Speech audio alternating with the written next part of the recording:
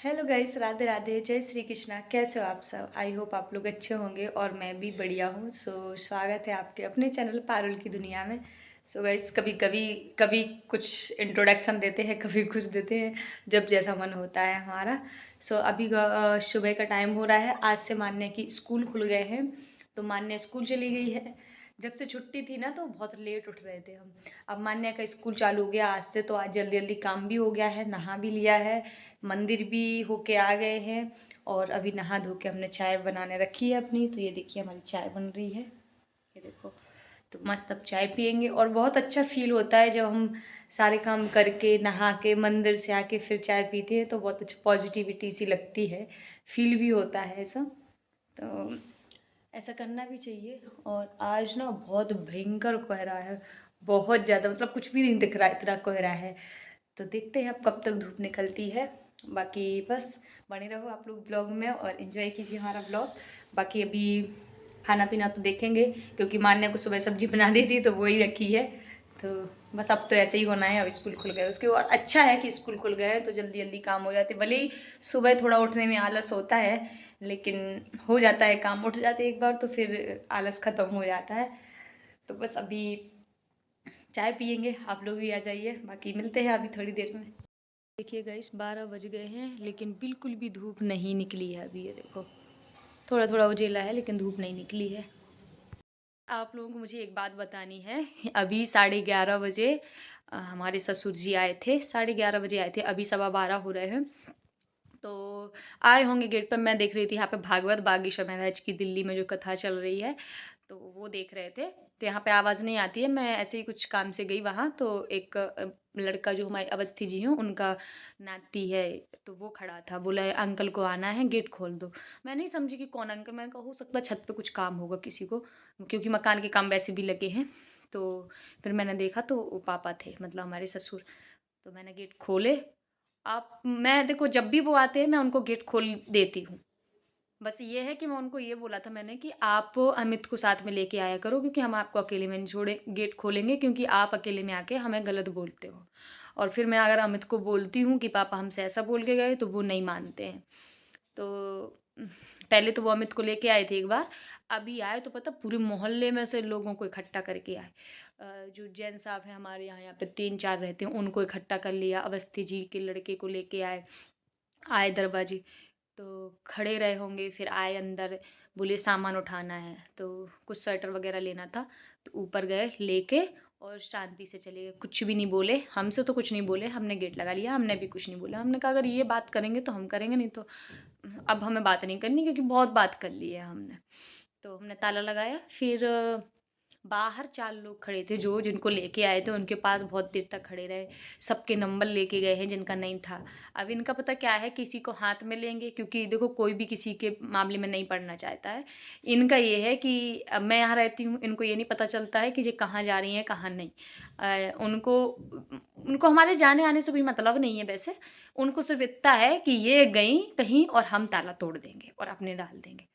तो किसी से पता चल जाएगा इन्हें, जैसे किसी से कॉल करेंगे है कि नहीं है, तो ये जानकारी लेने के लिए सबके नंबर लेके गए हैं और बात भी कर रहे थे। लेकिन हमें ये है कि हमारे मोहल्ले के बहुत अच्छे लोग हैं, 1-2 हैं लेकिन सब अच्छे हैं, और वो लोग नहीं बताएंगे। और उनको हमारी परिस्थिति पता है, मैं सही हूँ। मैं चिल्ला चिल्ला के बोलती हूँ मैंने क्या किया है भाई, मुझे बताओ। मैंने, और घर में कोई लड़ाई झगड़ा ही नहीं था। अगर होता तो मैं इतने इतने केस किए, मैं एक तो केस करती यार। मैंने एक भी केस नहीं किया, क्योंकि कुछ हुआ ही नहीं। मैं तो अपने घर में रहना चाहती हूँ, और मैं इसलिए केस नहीं कर रही कि देखो बेवजह केस हुए हैं। मैं केस करूँगी तो दोनों से ये होगा कि दोनों बराबर के हो गए, तो वो फिर बात कभी बनेगी नहीं। मैंने इसलिए केस नहीं किया है। इनके केस चल रहे हैं। उन्होंने, बगल वाले ने बोला कि भई अपने यहाँ ये सब नहीं होता है, अपन ब्राह्मण लोग हैं, अच्छे वो लोग हैं, अपने यहाँ ये सब अच्छा नहीं लगता। तो कहते हैं वो सामने केस चल रहा है, वो सामने वाला तो राज़ीनामा ही नहीं कर रहा। मतलब मैंने तो कोई केस किया ही नहीं है, मुझे तो पता ही नहीं है किस चीज़ का राज़ीनामा करना। सामने वाला तो किसी चीज़ को तैयार ही नहीं है। अरे सामने वाला अकेला यहाँ 7 महीने से पड़ा है, इससे बड़ा प्रमाण क्या है भाई कि उसको साथ रहना है कि नहीं? नहीं रहना होता तो मैं तो मायके में होती ना। तो ये तो 4 लोग भी जानते, 4 लोग भी, वो लोग भी हँस रहे बाद में। उनकी तो सुन ली थी, फिर हमसे कह रहे हैं बताओ, ऐसा बोल रहे थे वो, तुम बेचारी इतनी परेशान हो रही हो, एक बच्चे को लेके तुम यहाँ रह रही हो, हर चीज़ का सामना कर रही हो, क्या नहीं होता है गृहस्थी में, क्या नहीं करना पड़ता, वो बच्चे के साथ तो क्या नहीं करना पड़ता है यार। तो वो लोग भी समझ रहे थे, बाकी वो अपना चले गए। जो भी उन्होंने बोला हमें कोई मतलब नहीं है, पता है, जिसको जो बोलना है उन्हें बोले, मुझे अब कोई फ़र्क नहीं पड़ता है। जिसको जो दिखाए वो करो भाई। कोर्ट में इंसाफ नहीं होगा तो ऊपर वाला ज़रूर इंसाफ करेगा, और वो यहीं करेगा, ये देखना। और मुझे पूरा भरोसा है अपने ईश्वर पर, अपने हनुमान दादा पर पूरा भरोसा है कि वो इंसाफ ज़रूर करेंगे। और देखना कि हर एक चीज़ मेरे फ़ेवर में होगी। मैं यहाँ दावे के साथ बोल रही हूँ, और ये आप लोग देखना, ये आप लिख लो, चीज़ें सारी हमारे फ़ेवर में, क्योंकि मैं सही हूँ और सही की हमेशा जीत होती है, गलत की कभी नहीं होती। और गलत की कभी-कभी हो भी जाती है ना, तो ऊपर वाला छोड़ता नहीं है। ऊपर वाले के यहाँ तो सच की जीत होती है। कोर्ट में हो जाए वो बात हमें अलग है, ऊपर वाला नहीं छोड़ता। मुझे अपने भगवान पे भरोसा है, मेरा घर नहीं टूटने देंगे वो, मुझे पूरा भरोसा है, क्योंकि वो भगवान है यार। और मुझे पता है बहुत जल्दी हमारा समय आने वाला है। ठीक है, जिसको जो करना है करे भाई। बस हमारे सास ससुर सब इस चीज़ का फ़ायदा उठा रहे हैं, क्योंकि हमारा पति हमारे साथ नहीं है। वो उनकी तरफ मिल के करवा रहे हैं, वो फ़ायदा उठा रहे हैं बस। अगर यही मेरी तरफ होते ना तो कोई कुछ नहीं बिगाड़ पाता हमारा। ठीक है, बदकिस्मती है मेरी, मेरा पति मेरा साथ नहीं दे रहा है। खैर ठीक है, कोई बात नहीं। बाकी चलो चलते हैं मान्या को स्कूल से लाने, क्योंकि 12:30 बजे उसकी छुट्टी हो जाती है, तो उसको लेके आते हैं, फिर मिलते हैं। चलो चलो चलो, दौड़ो नहीं, गिर जाओगी।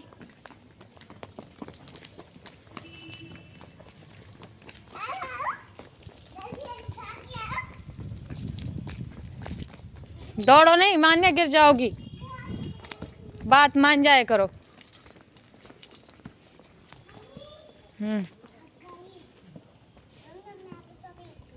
मुझे नहीं खाना, बहुत पसंद है ना, मुझे नहीं खाना। देखो मान्या मेरे लिए चॉकलेट लाई। मान्या को स्कूल से चॉकलेट मिली। बर्थडे था किसी का? हाँ, किसका? का आपने विश किया था? क्या बोला था आपने? Happy birthday. Okay, thank you. Thank you उसने बोला होगा। उसका बर्थडे, वो थैंक यू बोलेगी, आप हैप्पी बर्थडे बोलोगी।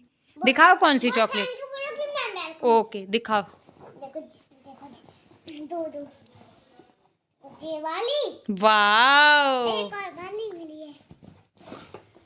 बहुत सारी चॉकलेट मिली मान्या को तो। एक और कम गिरी। वाओ, खाओ आप, खा लो आप खा लो जी, तो है मेरे पास। खा लो बेटा, मेरा कितना प्यारा बेटा है। इसको देखो मेरी कितनी चिंता रहती है।